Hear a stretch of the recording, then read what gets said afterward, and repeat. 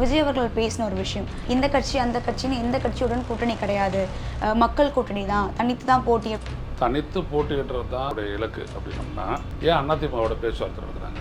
உலகத்திலேயே முதலமைச்சர் ஆகணும் அப்படின்றதுக்காக வேற ஒரு கட்சியோட டீல் பேசின ஒரே கட்சி அவங்க 30 சீட்லாம் வந்து வாங்கிக்கோ, காசு தர 300 கோடி, அவ்வளோதான், மற்றபடி வேறு எதுவும் இல்லைன்னு சொல்லிட்டு அவர் அனுப்பிட்டார். எடப்பாடி முடிச்சிட்டார். அதுக்கப்புறம் தான் பிஜேபி அதிமுக கூட்டணியாக வந்துச்சு. அதனால் விஜய் சொல்கிறது எல்லாமே பொய். எதுவுமே செட் ஆகாததுக்கு அப்புறம் நாங்கள் தனித்து தான் போட்டுடுவோம்னு அர்த்தம். வர்றவங்க வாங்க அப்படின்னு நீங்கள் சொன்னீங்க. யாராவது எடுத்துகிட்டு வந்தாங்களா? அப்புறம் ஏன் கூட்டணி ஆதவருக்கு நான் சொன்ன மாதிரி இந்த என்டிஏ கூட்டணிலேருந்து தவைக்காக்கு வந்து 50க்கு 50, 90க்கு 90, அதே மாதிரி 2 வருஷம் முதலமைச்சர் நீங்கள் இருக்கலாம், 2 வருஷம் நாங்கள் இருக்கலாம். அவங்க ஆஃபர் பண்ணாததான் இவர் சொல்கிறாரு பொய். இவங்க கேட்டாங்க, எடப்பாடி பழனிசாமி இல்லைன்ட்டாரு. இவங்க முதல்ல பாதிக்கு பாதின்னு கேட்டாங்க, கிடையாது. அடுத்தபடியாக 90 இல்லை, 60 இல்லை. அப்புறம் என்ன தான் பண்ணுவீங்க? 30 சீட்டு 300 கோடி.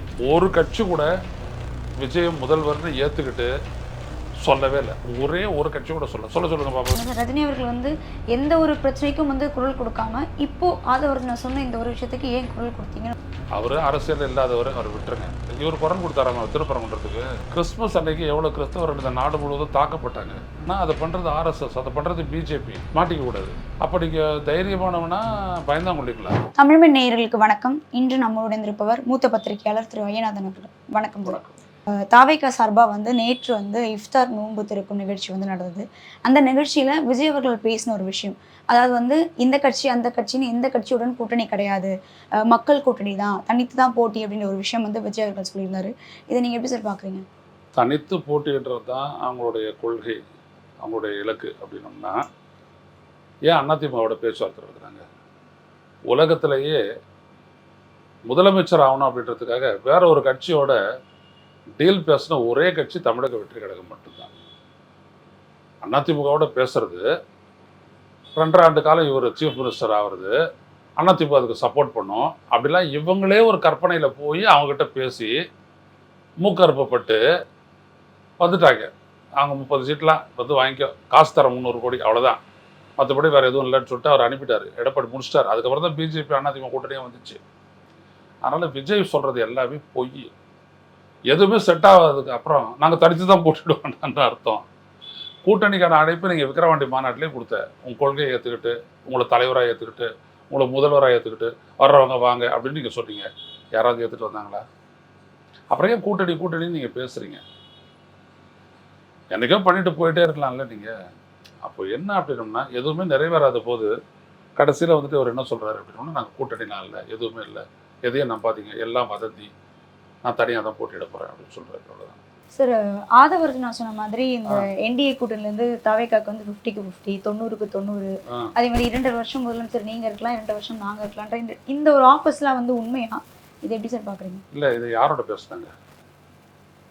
அவங்க ஆஃபர் பண்ணாததான் இவர் சொல்கிறாரு பொய். இவங்க கேட்டாங்க.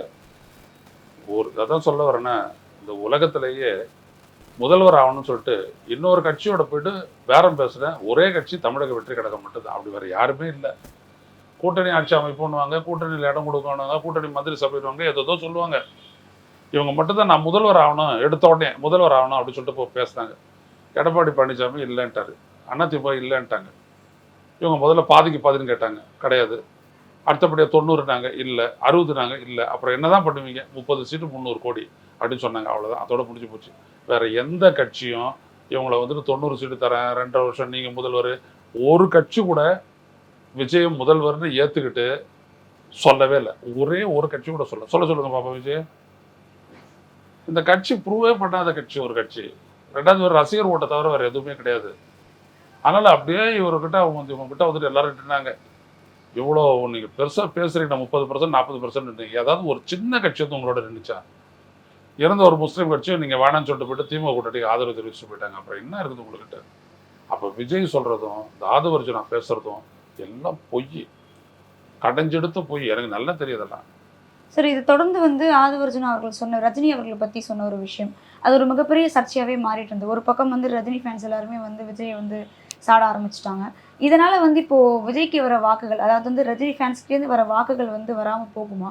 அதற்கு வாய்ப்பு இந்த வாயால் கெட்டுறதுன்றதுக்கு அதான் வந்துட்டு மொத்த தாவேக்காவும் முதல்ல கரூரில் இந்த மாதிரி சம்பவம் நடந்துச்சு, விட்டுட்டு ஓடினாங்க. அதாவது அவங்களுடைய நிறம் வெளுத்தது இப்படி தான். மக்களோட நான் நிற்பேன், மக்களுக்காகவே நான் நிற்பேன் அப்படின்னு சொல்லிட்டு அங்கே எல்லாரும் செத்து விடுறாங்க, ஓடி வந்துட்டாரு. சொல்கிறாங்க 30 பேர் செத்து போயிட்டாங்க அப்படின்ட்டு. அவருக்கு என்ன இருக்குது? நீ எதுவும் பண்ணலை. அட்லீஸ்ட் திருச்சியிலையாவது இருந்துக்கிட்டு, இல்லை கரூரில் போயிட்டு தங்கி இருந்துக்கிட்டு ஏதாவது செஞ்சுருக்காங்க. உடனே சண்டைக்கு வந்துட்டாரு. எதுவுமே பேசலை அவர். 2 நாள் ஆச்சு அந்த அதிர்ச்சியிலேருந்து அவர் மீள்றதுக்கு. அதுக்கப்புறம் அவர் என்ன சொல்கிறாரு? முதல்வர் அவர்களே, நீங்கள் பழி வாங்குறதுல என்ன பழி வாங்குங்க அப்படின்ட்டு ஒரு துப்பாக்கு ஒரு வீடியோ ஒன்று போட்டார். ஆக்சுவலாக பார்த்தீங்கன்னா ஒரு சம்பவமும் இவங்களை எக்ஸ்போஸ் பண்ணிக்கிட்டே இருக்குது. இவங்க இன்கேப்பபிள், இவங்க அரசியலுக்கு லாயக்கற்றவங்க, திறனற்றவங்க அப்படின்றது. அதுதான் அடுத்தடுத்து நடக்குது. கடைசியாக வீடு வரைக்கும் வந்துருச்சு. புரியுதுங்களா? இப்போ ரஜினிகாந்தை பார்த்து இவங்க சொல்கிறதுக்கு என்ன இருக்குது? ரஜினிகாந்த் வேற ஒரு காலகட்டம், நீங்கள் வேற ஒரு காலகட்டம். ரஜினி எல்லாரை பற்றியும் துணிச்சலாக கருத்துக்களை சொன்னவர். ஆட்சியில் இருக்கிறவங்கள பார்த்து, நீங்கள் ஆட்சியில் இருக்கிறவங்கள பார்த்து எதாவது கருத்து சொல்லியிருக்கிறீங்களா? இப்போ ஸ்டாலின் சொல்கிறீங்க, ஏதோ மோடியை சொல்லுங்கள் பார்ப்போம். மோடி அங்கிள்னு சொல்லுங்கள் பார்ப்போம். அங்கே மட்டும் உசாராக மோடிஜி, அலர்ஜி அப்படிலாம் சொல்லிட்டு ஜி போட்டு பேசுகிறீங்க. அதனால் இவங்களது எல்லாமே என்னன்னா இது ஒரு எஜெண்டா பார்ட்டி. யாரை வேணாலும் அதாவது விஜய் பெருசாக கட்டுறதுக்காக யாரையாவது தாழ்த்துவாங்க. அது சிலருடைய கேரக்டர். அது எல்லாரையும் தாழ்த்தி யார் எது சொன்னாலும் அவங்கள பற்றி ஒரு குறை சொல்லுவாங்க. அந்த மாதிரியான ஒரு புத்தி படைச்சவங்க தான் இவர் கூட இருக்கிறவங்க எல்லாருமே. ஆளாலும் ஒன்று சொல்லிக்கிட்டு ரஜினிகாந்தை பற்றி பேசுகிறதுக்கு உங்களுக்கு என்ன அவசியம் ஏற்பட்டுச்சு? நான் முதல்ல அது கேட்குறேன். ரஜினியை பற்றி உங்களுக்கு தெரியுமா? அவர் எவ்வளோ ஹானஸ்ட்டாக அரசியலில் நான் ஈடுபட்டா எனக்கு ரசிகர் பண்ணுற ஓட்டுகள் தான். அது 15% 20%. அதை வச்சு ஆட்சி அமைக்க முடியாது. அதற்காக நான் வந்துட்டு இந்த ஓட்டு பிரிக்கிற வேலைக்கு வரமாட்டேன்.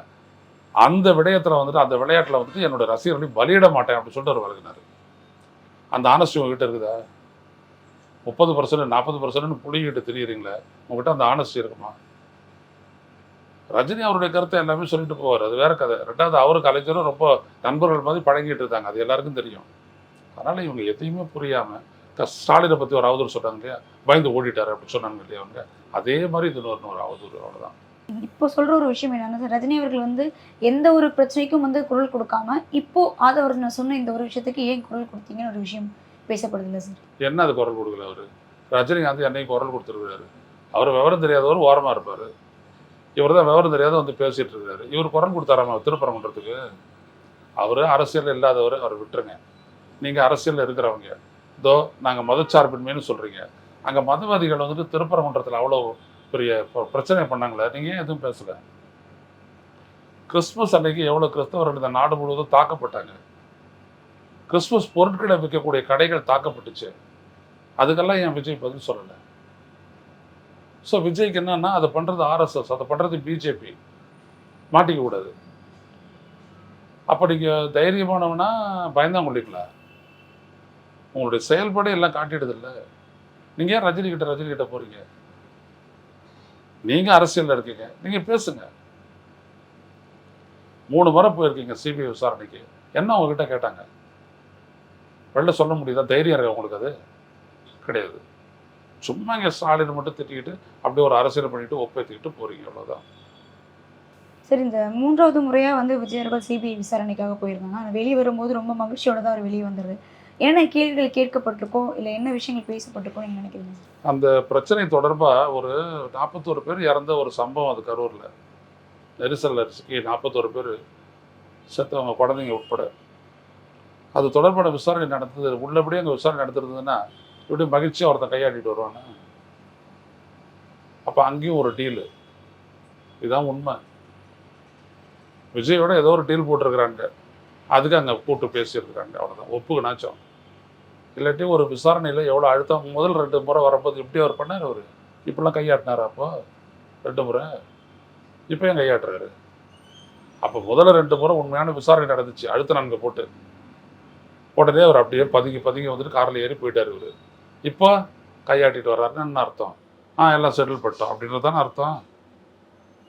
நீ மகிழ்ச்சியாக இருக்கிறதுக்கு என்ன இருக்கு? கரூர் சம்பவத்தில் 41 பேர் இறந்த ஒரு விடயத்தில் அது தொடர்பான வழக்கு விசாரணைக்கு போயிட்டு எப்படி ஒருத்தர் சிரிச்சுக்கிட்டே வர முடியும் வெளியில்? சொல்லுங்க பார்ப்போம். சிந்திச்சு பாருங்களேன், சாத்தியமான்ட்டு. சார், அதே மாதிரி இப்போது தேர்தல் தேதி அறிவிச்சாச்சு 23ஆம் தேதி. அதே மாதிரி 234 தொகுதிகளிலும் வந்து தாவேக்கா தனித்து போட்டியிட போறாங்கன்னு சொல்லிட்டு ஆதவர்ஜன் அவர்களும் சொல்லியிருக்காரு. முக்கியமா வந்து இப்போ சமீபத்துல வந்துட்டு இருக்க நியூஸ்னா விஜய் அவர்கள் வந்து பெரம்பூர்ல வந்து நிக்க போறாருதான் ஒரு விஷயம் சொல்லப்படுது. இது உண்மையா? பெரம்பூர்ல அவர் நின்னா அவருக்கான வாக்குகள் கிடைக்குமா? அவங்களுக்கே தெரியாது எங்கே நிற்க போகிறாங்க எது அப்படின்ட்டு. இன்னும் அதிகாரப்பூர்வமாக அவங்க எதையுமே அறிவிக்கலை. இது எல்லாம் பத்திரிகையாளர்களாகிய நாம் அவங்ககிட்ட இருக்கக்கூடிய தகவல், கசியக்கூடிய தகவலோட வச்சு நம்ம பேசிகிட்டு இருக்கிறோம், அவ்வளோதான். அதனால் இதெல்லாம் எதுலையுமே உண்மை கிடையாது. விஜய் முதல்ல போட்டிடுவாரா, கரூர்லேருந்து விட்டுட்டு ஓடின மாதிரி ஓடி போயிடுவாரா, இதெல்லாம் யாருக்குமே தெரியாது. பொறுத்திருந்து பார்ப்போம். இப்போ ஜனநாயகன் 234 தொகுதிக்கு முதல்ல வேட்பாளர்கள் இருக்காங்களா அவங்களுக்கு? 60 வேட்பாளர்கள் வந்து தேர்ந்தெடுத்து 60. சொல்லப்படுது. அப்புறம் நேற்று முந்தாநாது முதல்ல 60 பேர் தேர்ந்தெடுக்க போது இவர் இருந்தார் நேர்காணலுக்கு. அப்புறம் வந்துட்டு புசியானதே பார்த்து கொடுத்துட்டு விட்டு போயிட்டார். இதுதான் கட்சி. ஸ்டாலின் ஒரு நாளும் உட்காந்துக்கிட்டு ஒரு மாவட்டமாக பேசிகிட்டு இருக்காரு. இவர் விட்டுட்டு நீயே பார்த்துக்கோ அப்படின்னு சொல்லிட்டு இவர் போயிட்டார். இதுதான் கட்சி. இப்போ அடுத்தது வந்து இப்போ ஜனநாயகன் படம், அதாவது சென்சார் போர்டு வந்து ஜனநாயகன் படத்தை பார்த்துட்டு அரசியல் ரீதியான பல வசனங்கள் அதெல்லாம் வந்து எடுத்துருக்கிறதாகவும் சொல்லப்படுது. அப்போ கண்டிப்பாக இந்த படம் வந்து தேர்தல் முடிஞ்சு தான் ரிலீஸ் ஆகுன்றது உறுதியாக சொல்லலாம். யாருக்கு தெரியும்? அந்த படம் வந்துட்டு ஒரு 2.5 மணி நேரம் 3 மணி நேரம் படம் தான். அதை பார்க்குறதுல இந்த சென்சாருக்கு என்ன கஷ்டம்? அப்போ அவங்க ஏதோ ஒரு விதத்தில் விஷயம் பழி வாங்க பார்க்குறாங்க. அதுக்காக வந்துட்டு அந்த படத்தை பழி வாங்குறாங்க. இவ்வளோதான். இந்த படம் தான் நடித்த ஒரு படம், இவ்வளோ செலவு பண்ணி எடுக்கப்பட்ட ஒரு படம், 200 கோடி அதுக்கு சம்பளம் வாங்குறதா சொல்லப்படக்கூடிய அந்த படம், அதுக்கு எவ்வளோ பெரிய நெருக்கடி வரும்போது அதை எதிர்த்து கூட குரல் கொடுக்கறதுக்கு உங்களுக்கு தெம்போ திராணியோ துணிவோ இல்லை. அந்த படம் வந்துட்டு உன்னை காப்பாற்றணும்னு நீ நினைக்கிற. இவங்கெல்லாம் என்னென்னா, இவர் சீமான் இவங்களுக்கெல்லாம் ஒரு எம்ஜிஆர் மயக்கம் உண்டு. எம்ஜிஆர் மாதிரியே வந்துட்டு எல்லாத்தையும் பண்ணிட்டு இதில் ஒரு சாட்டையெல்லாம் எடுத்துக்கிறாருல்ல ஜனநாயகத்தில், அந்த மாதிரி உடனே எங்கள் வீட்டு பிள்ளை மாதிரி ஆயிடலாம் அப்படின்ற மாதிரி ஒரு எண்ணம் இவங்களுக்கெல்லாம். அதாவது மக்கள் அதே மாதிரி ஒரு மனநிலையிலேயே தொடர்ந்து இடிப்பாங்க 50 வருஷமா அப்படின்னு நினைக்கிறாங்க. எதுவும் நடக்காது. அவங்களுக்கு என்ன, நீ இதை வச்சு தானே நீ நம்பி ஒரு அரசியல் பண்ணுற, இதையே முடக்கிறேன் பாருன்னு அவங்க முடக்கிறாங்க. பிஜேபி இவ்வளோதான். தேர்தல் நெருங்க நெருங்க என்னென்ன விஷயங்கள் வந்து வெளிவரப்போகுது அப்படின்றத நம்ம பொறுத்திருந்து பார்ப்போம் சார். நிறைய விஷயங்களை பகிர்ந்தமைக்கு நன்றி.